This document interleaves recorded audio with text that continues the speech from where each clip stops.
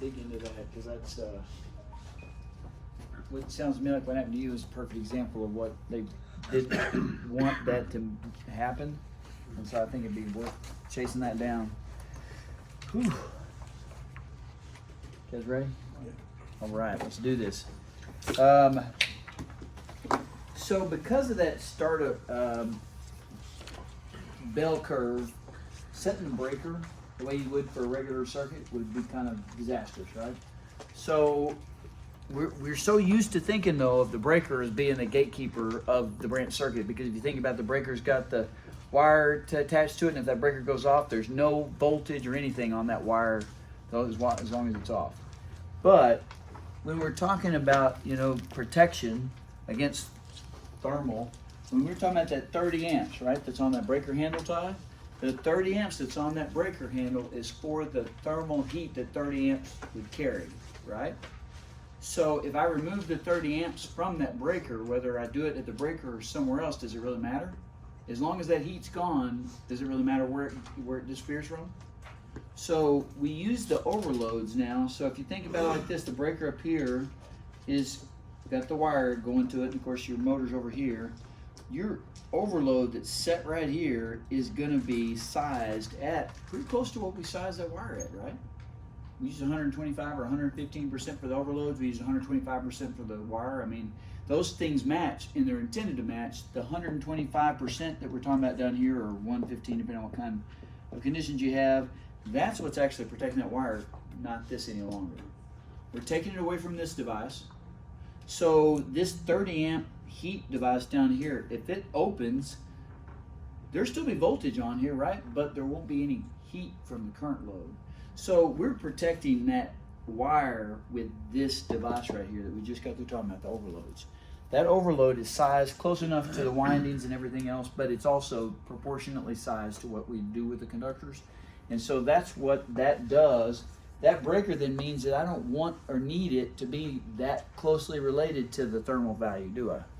I can let it be bigger, because I'm going to use it just for those bigger fault occurrent events that are going to be 5 to 10,000 amps or higher, right? So because of this property, we're going to make this a whole separate calculation, and it's going to be a big number.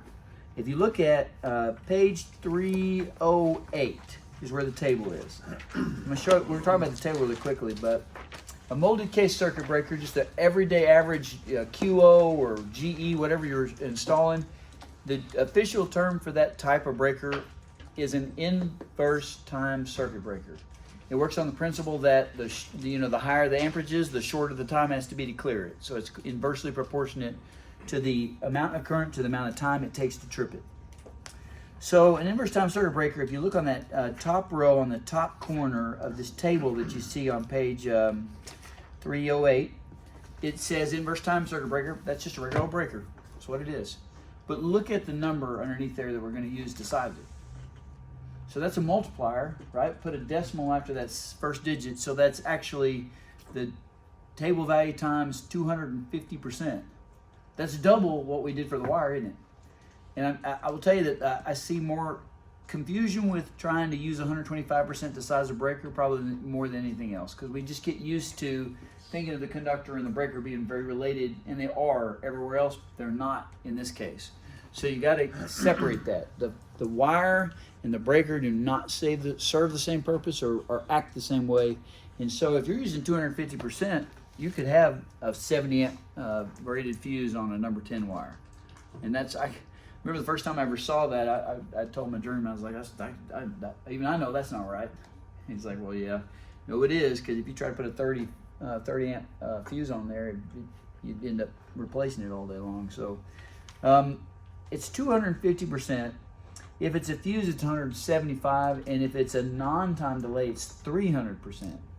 So just bear that in mind. These are big numbers. So if you're looking at this first row, that's single phase. The second row says AC polyphase motors, which is, it says it that way because of that two-phase table that we talked about, but three-phase also fits there. So poly just means more than one, right? So it is single phase on the first row, three-phase on the second row, but does it really matter? The numbers are the same all the way across both rows. The only difference between a single phase motor is I may have 2 poles on a single phase, maybe just one. And then if I have a 3-phase, I'm just adding 1 more, but I still have 1 pole with 1 protective device protecting that 1 wire in that 3-phase system. So it's the same number. We calculate this in conjunction with that, so it'll be just like adding 1 more pole. So it's the same percentage for either one. Now, different table to start with, but same math when you get here. The one thing, I guess the first thing I want you to do is put on the top of that page, put short circuit breaker, or just put breaker / short circuit, just so that you can label this page just like you've done the other ones. You had wire and overload, so on and so forth. I would probably put breaker just because that's what I relate it to, but if it helps you to write out the word that they are going to use on the test, which is short circuit or ground fault, that might not be a bad idea, right? I want to also ask you to write the next biggest note, and that's going to be do not use the nameplate for this table. So the overloads are always nameplate, never the tables. The breakers and fuses are always going to be the tables and never the nameplate, okay? So these will always be tables.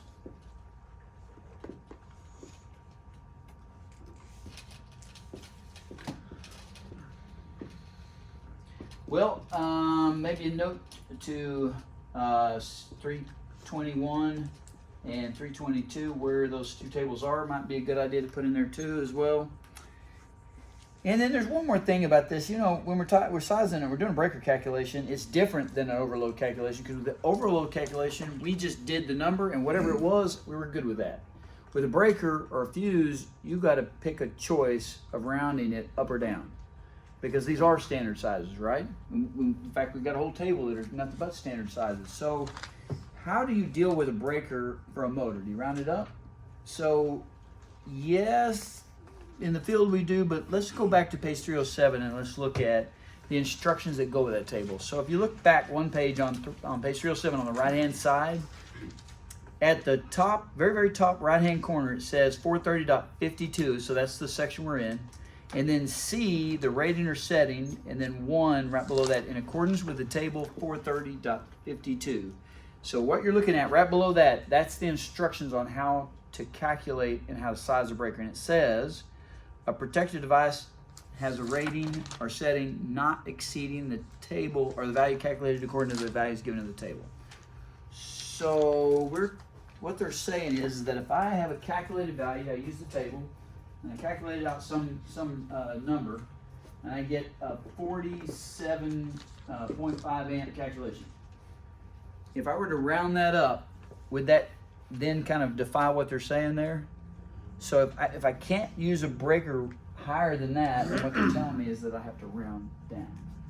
So this is exactly what that table instructions are. It says round that down. And so if I had a calculation like that on the test, and that's all I had, I'd put that as a 45 amp fuse or breaker, whatever they're asking me for. So I would round it down to 45 amps. Now some of you, and for those of you that have had a lot of motor experience, you know as well as I do, you would have rounded that up to 50 all day long and been fine with that, right? Mm-hmm. I get it. But, and remember the artificial rule about the exceptions. If they don't give you permission to use exceptions, then all you got is the root code, and the root code says don't round up, right? So this is where a lot of people go astray that do know motors, because they're just not paying attention to the rule. That's what it is. Now, if you look at exception number 1 is the stupidest thing I've ever seen in the code book. It says, forget what we just said in the rules, go ahead and round up anyway. It does. I mean, if you look at it, if you think about it, that's exactly what it says. It literally says, oh yeah, we don't know what we're talking about, go ahead and round up. The only caveat to the exception number 1 says is that if your calculation doesn't hit a standard size, the next higher standard size shall be permitted. Okay, that's really helpful. So in the field, I would agree with you. Because of the way that's worded, I'd put that on 40. I mean, there's no reason why I wouldn't round that up to a 50 amp.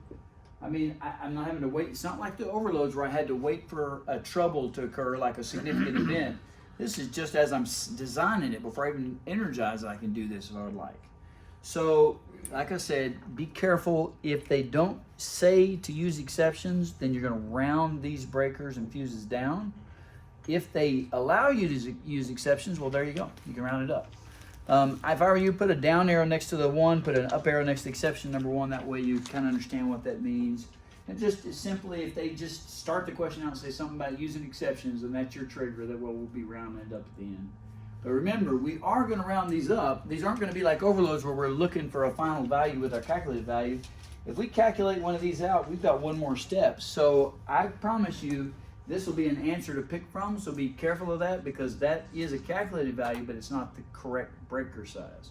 So these are standard sizes, and put a note to yourself on that same page, on page 308. Oh, I'm sorry, go back to page 308. Put a note to yourself, see page 95, standard size table. See page 95. So just like with a wire, you got to go to page 150. With breakers, you got to go to page 95. Pick up the next standard size up or down. All right, well, so I've got this motor. I calculated out that 47.5, and I went ahead and put a 50 amp on it, and for some reason it keeps tripping. And I'm just going to say that this was a inverse time circuit breaker so that we can know what type of protection device it is. So this keeps tripping, just kind of like we had in the overload clause, right? If you look back on page 307, there's also another exception right below exception 1. Exception 2, go figure. So exception 2 is basically one last Hail Mary shot that says, look, try this, and if this doesn't work, you're done. You can't ever round it up. It's always going to be rounded down because it is a bump up, and some of it's pretty significant. But it is based off of the type of fuse or breaker or whatever we're doing. So a standard fuse that's non-time delay would be normally 300% in normal operating conditions. Now they're letting us use 400%. So we'd use 400% for non-time delay. Then we'd use 225 instead of 175 for the time delay. And then under the next section, there's a break point. Now the multi-case circuit breakers have a point on an ampacity that if you go past 100 amps on that motor FLC, you only get to use 300%, but if it's under 100 amps, you get to use 400%. So in this case, this is what they're talking about. The ampacity of that motor, the FLC, is less than 100 amps.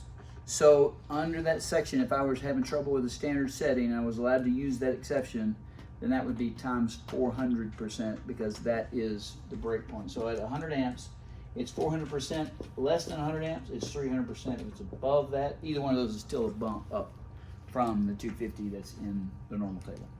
Okay?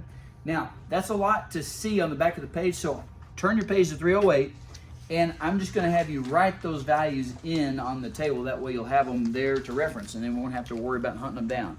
So on row 2, down there where it says AC polyphase motors, see that where it says rotor? Scratch that out and just put exception number 2, and then right underneath that 300, I want you to write 400%. But then put a little down arrow so that you remember, yeah, it's 400%, but I have to round down when I'm using it. So it's, you know how it says 300 at the top, just put 400, and then do a down arrow so you remember that is a Hail Mary pass, shall not exceed that no matter what.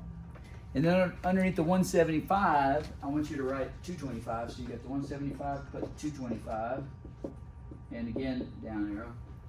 I'm going to skip that 800 because that's not a normal one that we'd use, and go to the last one, which is the 250. That one is a little tricky because, like I said, remember it's 100 amps that pivot this one way or the other, right? So if it's 100 amps, it's 400%. If it's 101 plus, it's 300%. It's all based off of the motor size. So if I have a small motor, I'm going to use 400%. If I have a big motor, I'm only allowed to use 300%. Either one of those would both be rounded down. All right, so how does this work exactly? Well, let's say I have a motor that is a, what did we do, the 50 horsepower a minute ago? It was 50 horsepower motor that was, it was 130 amps at 240 volt. Is that what that was? 50 horsepower at, well, we'll just do it at 50 horsepower at 3 phase. What was that? It was a 240 volt. So I had a 50 horsepower motor. And that thing was a 3 phase, 240 volt motor. And I don't know why, but yeah, three-phase 240-volt systems are out there, especially open deltas. But for whatever reason, you'll see them a lot on their test. I think they just do it because it's kind of an odd one, but it's not unrealistic. But what if we wanted to size a breaker to protect this thing? So this is an inverse time circuit breaker. What do you reckon the maximum size permitted for that would be? So to start, the first thing I'm going to do is, because I always have to use table values with the breakers, I'm going to go back to page 322. I'm going to get the FLC value for that motor. I'm using the 230 volt column because that's the closest one to it. So this is going to be 130 amps on the FLC. Then I'm going to go to page 308 and I'm going to look up inverse time circuit breaker calculations. We have that set at 250%, right? So inverse time circuit breakers then on the table would be 130 amps FLC times 2.5, which would be what, 260 plus another, what is it? 325. 325. And then we round that, what?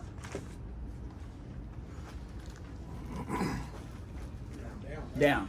Be 300 amp. And I'm rounding it down because unless they give me the permission to use anything else, that's all I got. I'm going to round it down. So most of the time we round breakers up unless there's an article that specifically says you can't. This one specifically says you can't. So that'd be a 300 amp breaker. Now, if they were to tell you that exceptions were allowed, or using exceptions, or figuring exceptions, that's enough to say, okay, they're telling me I can round it up.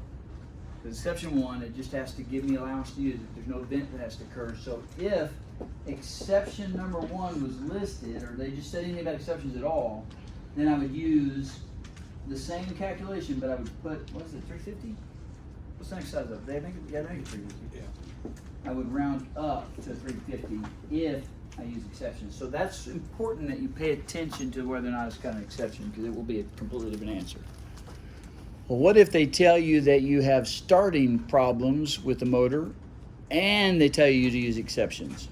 What would be the maximum size breaker for that motor?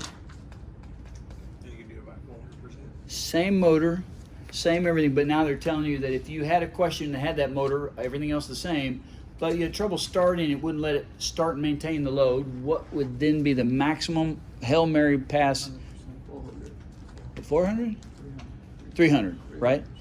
So inverse time circuit breakers, based on the size of the FLC, which this is 130 amps. So anything bigger than 100 amps, I'm only going to use the second part, which is the 300%. So instead of 250, I'm using 3.0 if I'm using exception number 2. Because they're telling me both I have permission to use them and I have trouble starting or some sort of a worrying that I'm having some issues. Okay, and that would be what? Just out of curiosity, so we'd have 390. 390, and then yeah, you'd have to round down. They don't make 375, so guess where we're at? Same, all that work for nothing, right? Same number. All right. The big thing here, guys, you just got to remember to pay attention to the calculated value is not a breaker size, right?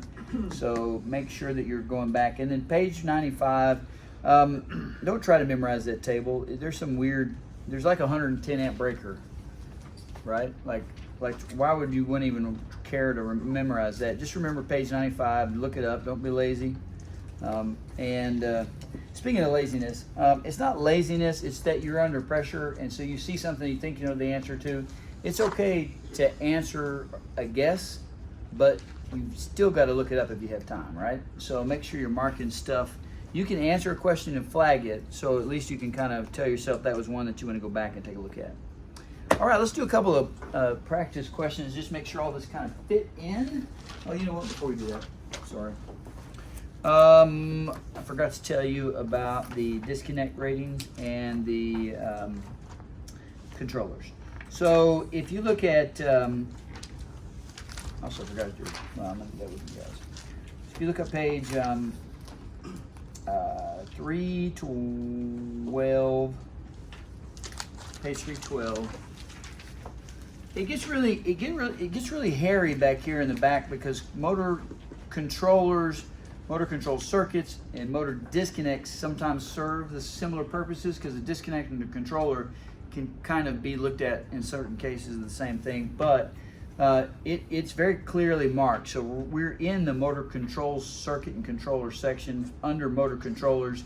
Look on the right hand side under 430.83C, where it says stationary motors of 2 horsepower or less. So I'm on the right hand side of page 312.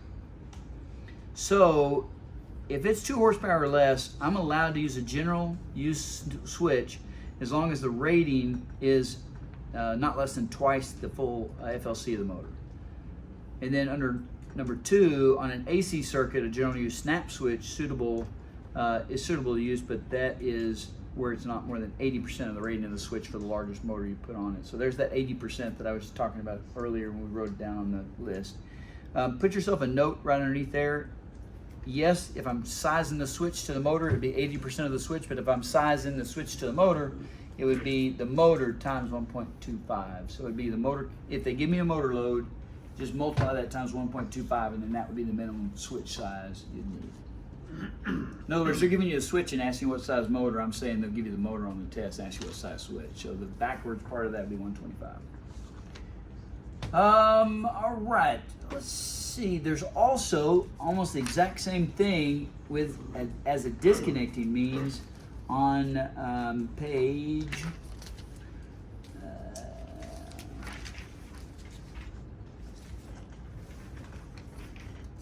page 315 on the left-hand side under 430.109C. So if you look on the left-hand side of page 315, again, it's almost the exact same thing. So, but now as a disconnecting means. Now, disconnects can have fusible links and they can have non-fusible, right? If they're non-fusible, if they're fusible, then they're disconnects with an overcurrent protection device, and you'll size it based on page 308.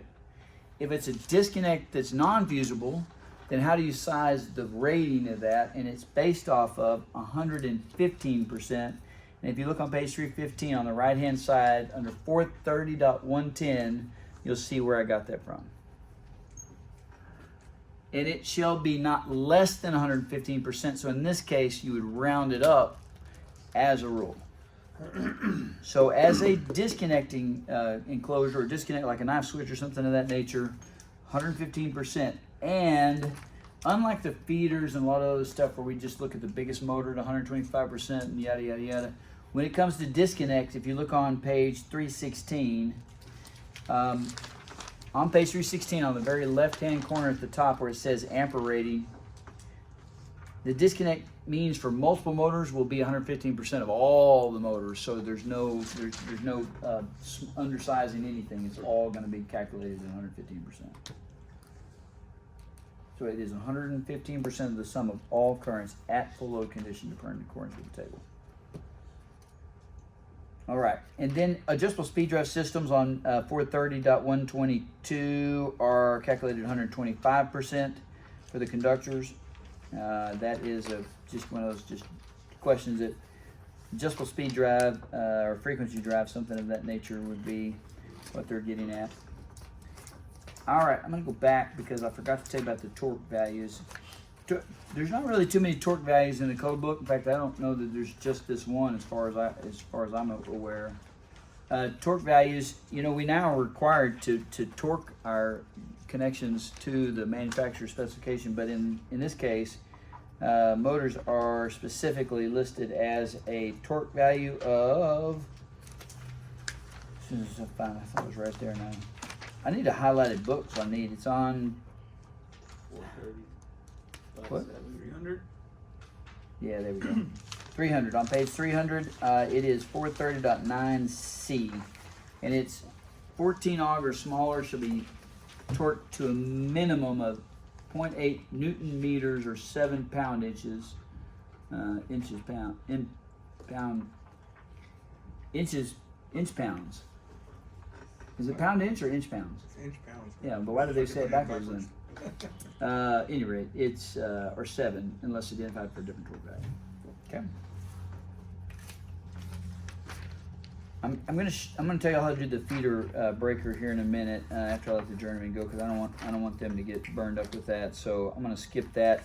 Also, we're gonna do fire pump motor overcurrent devices, because you need to kind of know how to do that. So we'll cover that here here like the last few minutes after we get them disbanded.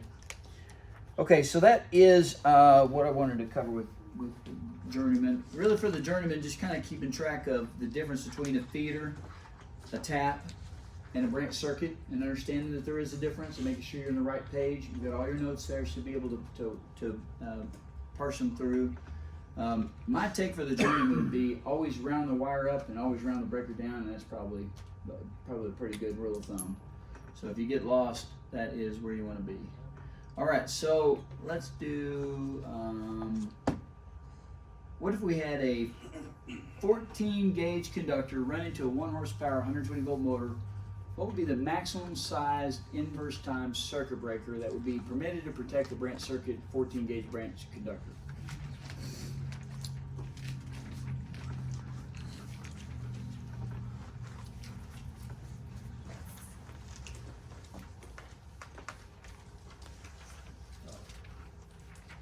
Is that a trick question?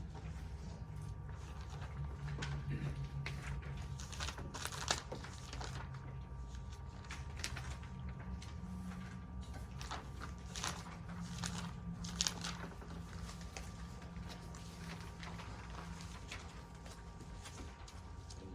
phase or 3 phase? Single phase.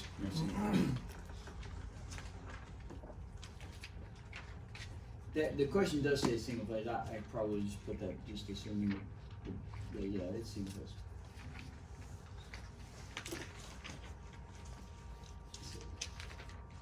I'm assuming that, yeah, put an X in that, you know. 20? I got a vote for 20. Remember, the conductors for motors are worth a little bit more, right? Maybe he's on to something. About 40. 40? You're smoking crack. What do you think? That's the right place to start. 1 horsepower, 1 horsepower? Yeah, 1 horsepower, 120 volt. What do you think? 20 amps?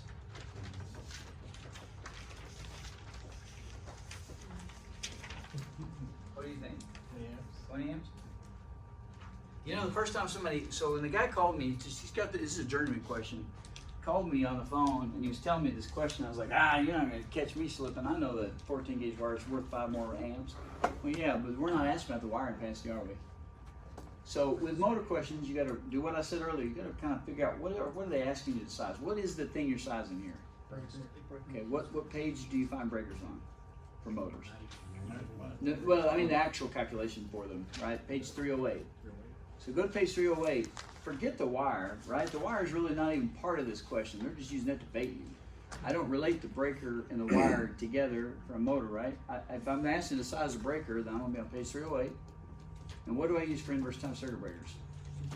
Exactly. 50%, so it'd be 40. Exactly. If you take the FLC of the table value, which was, what is it for? Was it 16 amps? 16 amps. So 16 amps. And so if you think about it, that makes sense that there could be a 14 gauge wire, because 16 amps times 1.25, if I'm sizing the conductor, would equal 20 amps. And according to the ampacity tables, that would still be a 14 gauge wire. So that totally works out. So I'm looking at a 14 gauge wire, but they're not asking me to size this at all. It really has no relationship to the breaker. The breaker goes back to the same FLC of 16 amps, but we calculate it at double that number, 2.5, which then would come out to be 40 amps. You ever seen a 40 amp breaker on a number 14 wire? Well, it's possible you could have that, right? And so, you know, I can't caution you enough to, like I said, breakers and wire are not related together like they are for motors, like we do for everything else. If they're asking me the size of breaker, I'm on page 308. If you're asking me the size of wire, I'm on page 302, right? And you literally have to be that strict about it, otherwise it'll be real easy to get confused. What if you had a motor load that was in a hot environment? How would you size a let's do a 15 horsepower motor that was rated at 3-phase and 208 volts with an ambient temperature of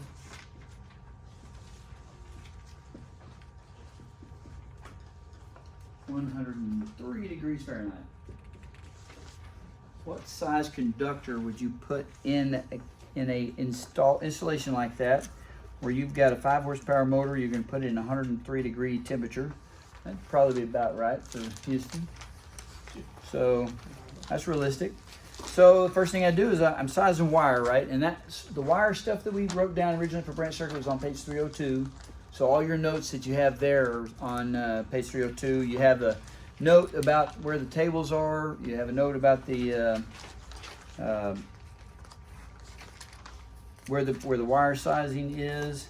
So page 322 for 3-phase motors. Make sure you're using the right table when you're doing FLC values, because that sometimes happens. But this 15 horsepower at 208 volts is 46.2. 46.2 amps. So now what? Times 1.25.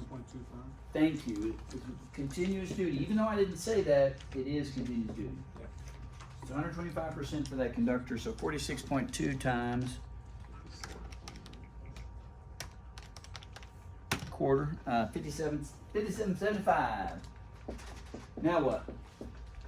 I need a wire that can handle 57.75 amps at 103 degrees Fahrenheit. You have to derate it for the temperature. You have to derate for the ambient temperature. How do you do that?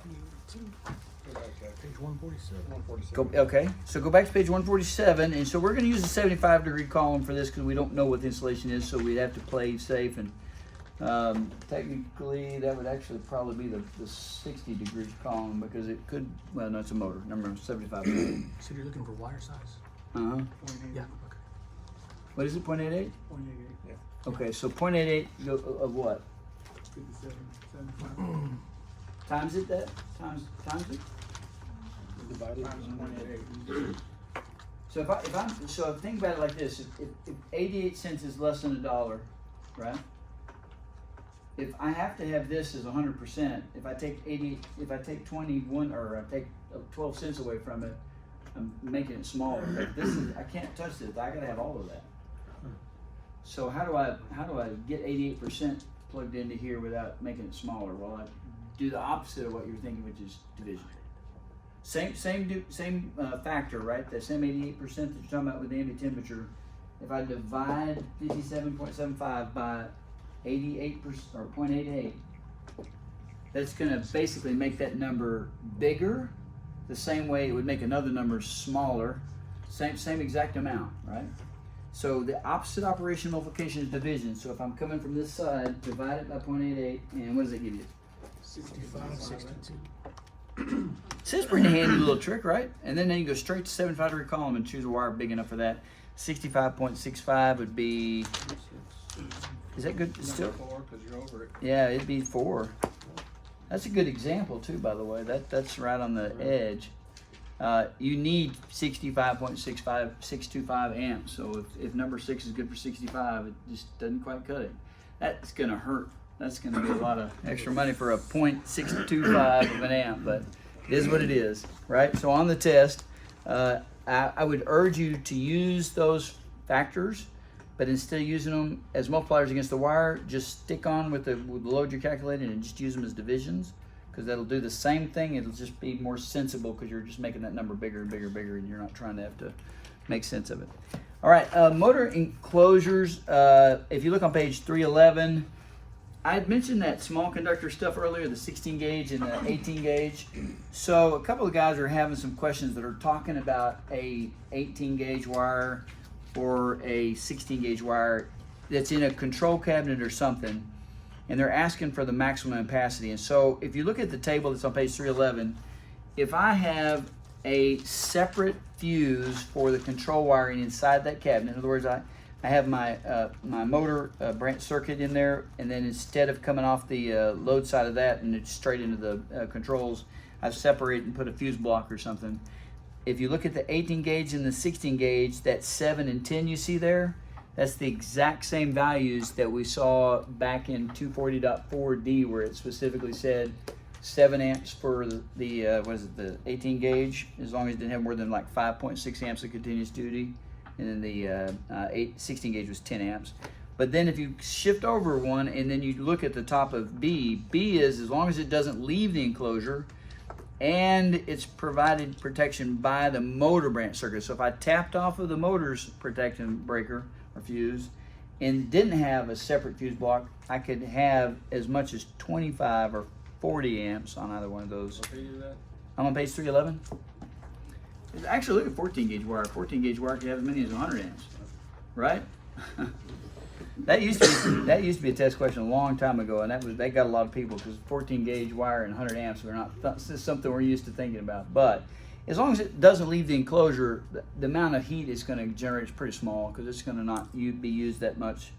But at any rate, it's 25 or 40. So I'm not real clear about what they were wording it. I definitely know that it was an enclosure of some sort. If it were to leave the enclosure, then it would have to have a 7 or 10 amp fuse put in it. You really don't have a choice. If you run it out of conduit for a start, stop, or a jog, we'll bring it back in. So it goes back to the 7 and 10 under that column C. But I just wanted to point that out so you wouldn't lose too much time looking for it. All right, that's it for motors. Except for let's do a couple more practice questions and then we'll move on. Short time duty 15-minute rated motor, a nameplate rated 25 amps. What size conductor would you need for that?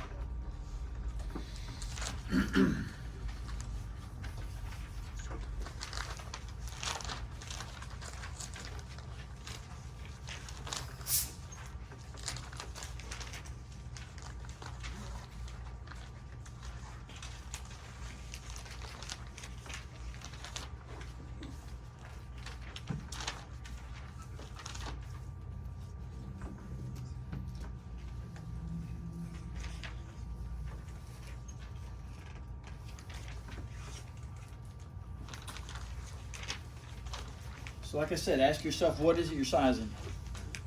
Get that in your head, and then if you can't figure out what to get started with, go back to the page 4 of your front of your book. What are we sizing here?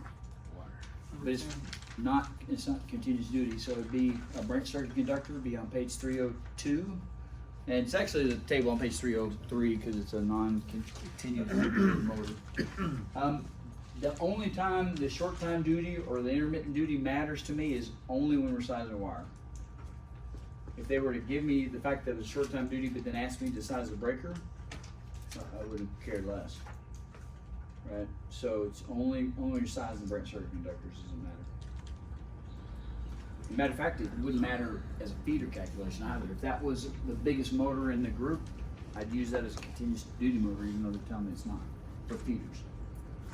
So it's a branch circuit conductor on page 303. The table is 430.22b. A short time duty is the first row and 15 minutes. Do what, the third column or the second?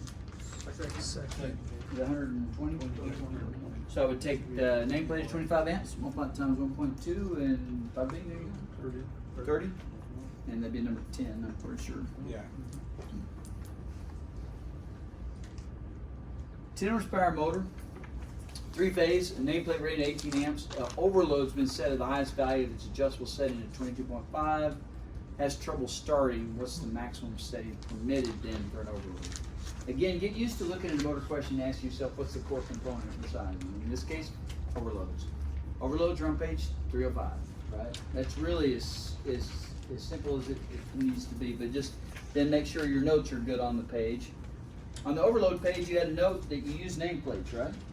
Should be one of the biggest notes on the. Always nameplates. Huh? Always use nameplates. Always use nameplates. So all that horsepower rating doesn't matter. It's just the nameplate that matters.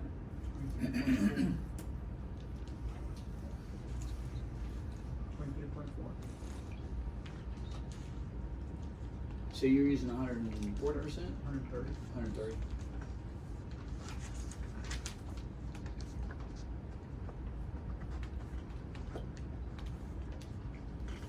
Is that what they used? It's going to be one of two things, right? Here's where we're talking about that trouble starting. So this part right here is that permission to use section C. It's the second set of calculations.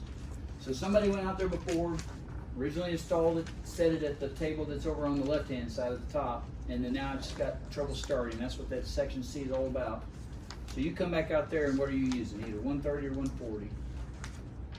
So it's, if you do the math, this 18 amps and this 225 or this 22.5, those are done at 125%. So does that mean use 140 or what?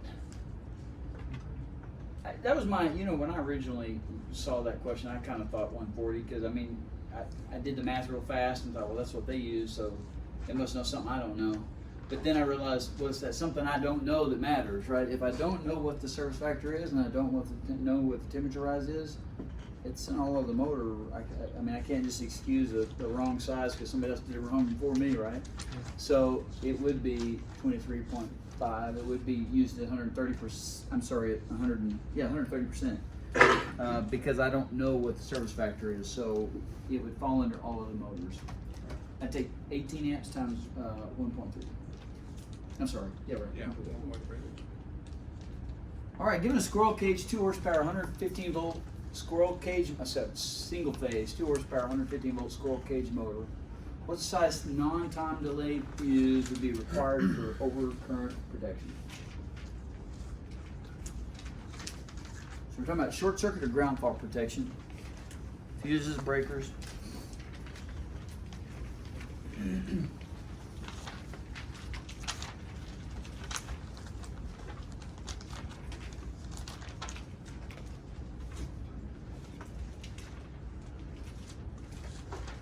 What you got? What do you got? 72. Ah, nailed it. Except what? Oh, we got around. Fair one. I even mentioned that they do this, so because that is so that's one of I will tell you on the master's test. That's one of their modus operandi. Is they will. For this stupid thing. Yeah. Yeah, you're right. 72 amps is a calculated value. I will give you that. 80.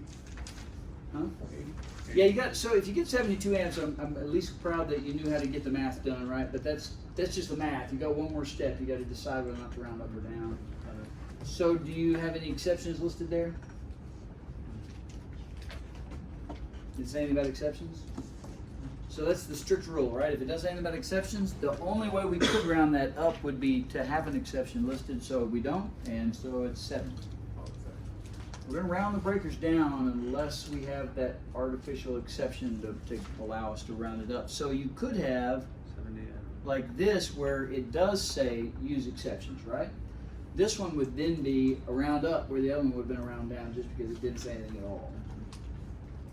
It's kind of backwards thinking. You'd think that, but at any rate, it is what it is. And so on the master's test, they do have some that are one way and some that are other. So just be careful with it. You just got to apply it right. That would end up being the same 24 amps, but the time delay fuse would be 175. Is that right? 24 amps for the FLC for that motor because it's the same motor, but 175. So I'd use 24 times 1.75, and I would round that up. I think, does it come out to be a 45 or 50? 42. Is your calculator value, right? Yeah. And then round it up to 45. Don't forget they do make a 45, but they do not make a 55. This was kind of that one I was talking about where it's the smallest motor control wire permitted for a 50 amp circuit, where it doesn't leave the control cabinet. So what would that be? That's that 430.72, which is on, hey, was it 321 or something? 311. 311, thanks.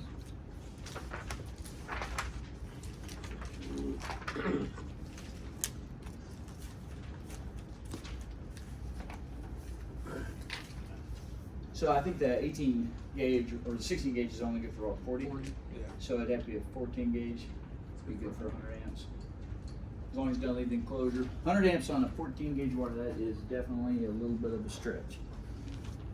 Okay, but remember, like I said, you know, when you stop thinking about the wire size and remember it's all about the heat, I mean, what's a control wire really pulling demand load wise, right? Is there really a lot, even though it's protected with a 100 amp breaker, it's not really drawing a demand load to feed something other than just a switch or control.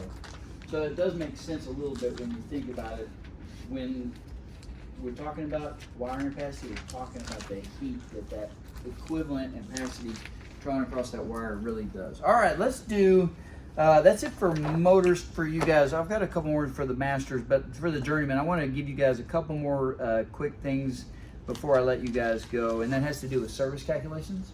So if you go to Article 220, actually, you know what? Let me start in 210 because there's some really important stuff for the journeyman and a little bit so for the masters too. But if I'm taking a journeyman's test, Article 210, Article 300, those are the two that I'm reading 3 or 4 times and then doing it again, because they're really kind of the core things that they really expect y'all to know. They expect you to know the conduit fill. They expect you to know the box fill.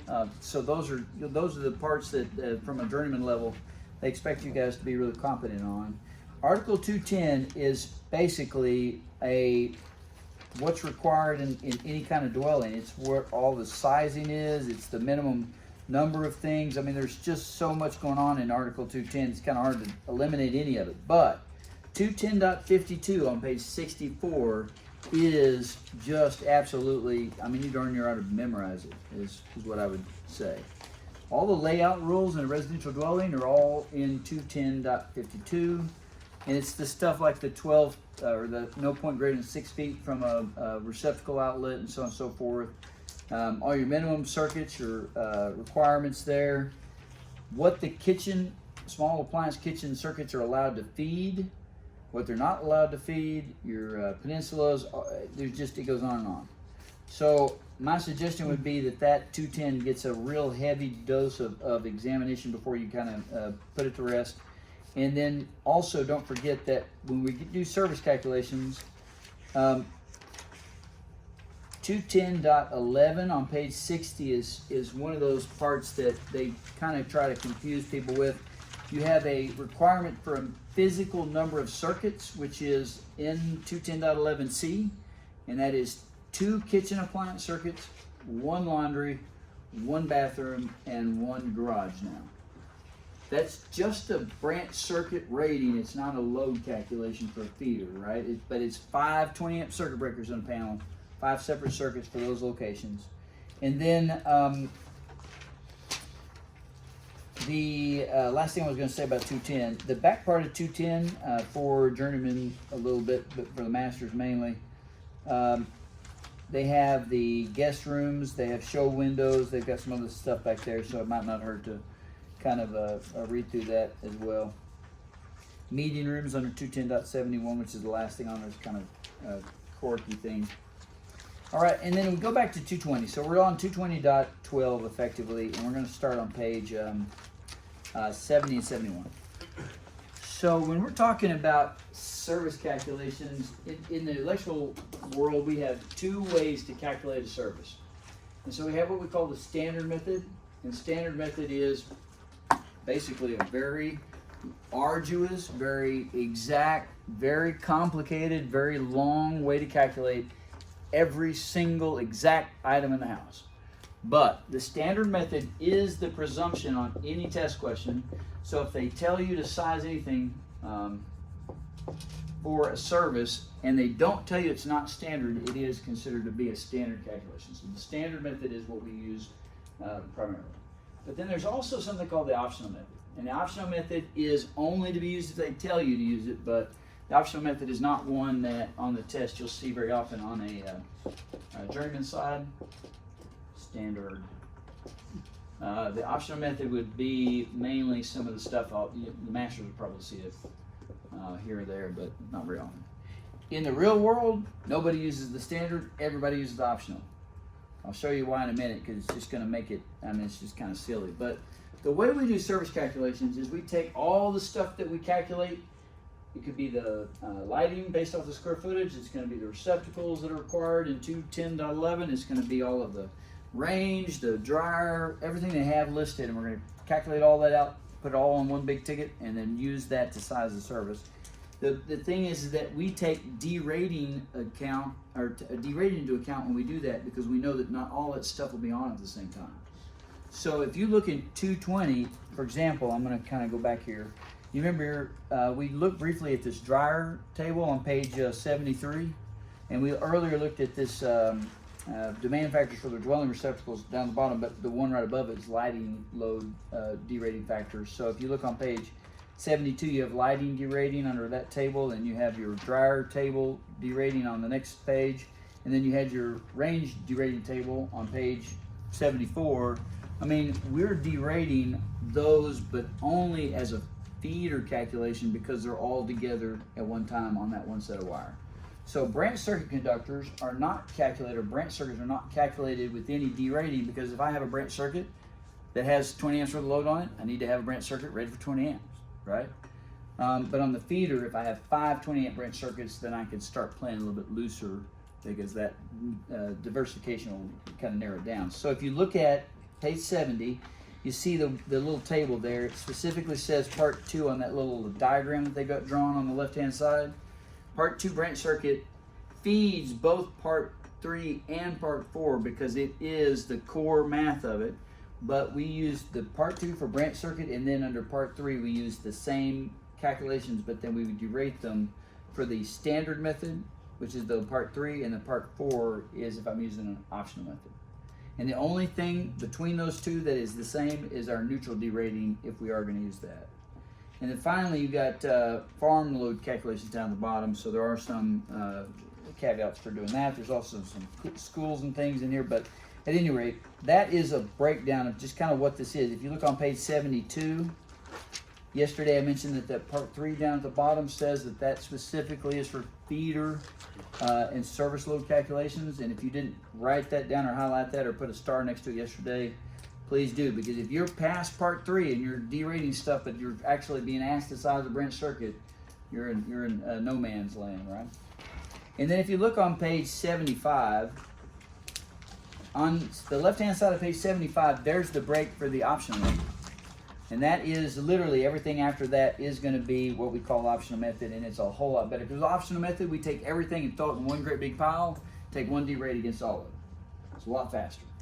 Okay, so that kind of gives you the rough rundown, and if you keep rolling a little bit, on page 76, we also have specifically a optional method for calculating multifamily, like apartment complexes. That's what the 220.84 that you're looking at on the bottom there is. And then for the masters, the optional method for restaurants that are all electric or not all electric is also one that comes up quite a bit, and that's at the very bottom of page 77. Okay, so let's start with the standard method. We go back to page 70 and page 71. The standard method is based off of every component or category gets a derate. So you literally do one piece at a time, and then you derate it, and then you go to the next one and derate it, go to the next one. So to keep this straight, what I did was I tried to put a recap in your textbook so you kind of have a cheat sheet. And I would suggest maybe if you have time while you're studying to just rewrite these in the back of your code book somewhere. But if you look on page 70, what I have is I have a standard method of services. And these are the step-by-step, step 1, step 2, step 12. And on these, you almost have to do every one of these steps, because there's really, some of these are just code requirements that, you know, no matter whether they give them to you or not, we're still going to have to calculate them. So that is basically the rundown. And I'm going to show you some, so don't worry about it. I'm just telling you this so you have something to kind of follow along with. But when it comes to commercial services, we don't really have a method. It's kind of funny because this code book is written mainly for residential dwellings, is what it is, and it makes sense being what we know what the pedigree of it is. But when it comes to commercial calculations, we take face values. We don't have a bunch of tables to derate dryers in a commercial building. If I have 10 dryers in a commercial building, I'm taking a full 100% of the nameplates and using that value. So it's different in a residential versus commercial, but at any rate, let's look at a standard method calculation for residential dwellings. So I actually, the very first thing we do, if you look on page 71, there's a table there under 220.12. It's on the left-hand side of the page. it is labeled general lighting loads by occupancy. And so I feel kind of sad because this table got really gutted and changed quite a bit in 2020, but this is tied to the article, which is over to the right-hand side of page 70, where it says Part 2 General Load Calculations, and it says lighting for special occupancy. Within that section, it tells you that we're going to take basically the square footage of the dwelling or the occupancy, depending on whether it's a bank or a living space, and that's based off of the outside dimensions of the concrete pad. It would be the outside dimensions of the walls, but we're not going to include a garage, an open porch, or anything that's unfinished and not adaptable for future use.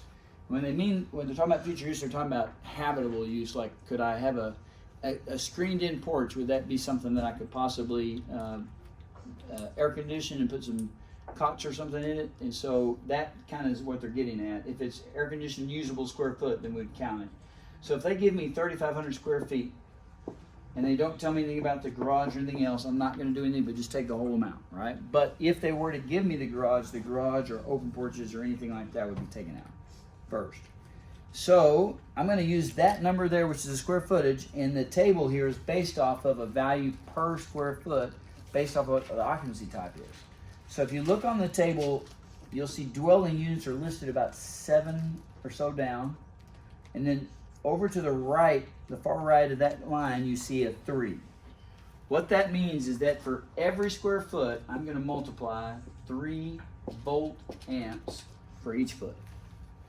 So, okay, the little tiny letter at the end of the S under beside units is significant because this table is for general lighting loads, right? So what they're saying is that this table is calculating all the lighting based off the square footage, but that little tiny letter after the units is a note down here that tells you to go look at J, and then J basically says that not only are we doing the lights in the case of dwelling units, we're also doing all of the 15 amp general purpose receptacle calculations at the same time. So this for dwelling units, not for like anything else would not be, but specifically for dwelling units, when I'm doing this step right here, I'm doing lights and general purpose, non-specific, 15 amp we'll call them, general purpose receptacle outlets throughout the house. So the ones in the bedrooms, the hallways, just the generic ones that are everywhere, right? So 3,000 square feet. If it's a 3 VA, then I'm going to multiply that times 3 VA, and that would give me 10,500? Yes. 10,500 VA. Now, I'm not done yet though, because remember, there are those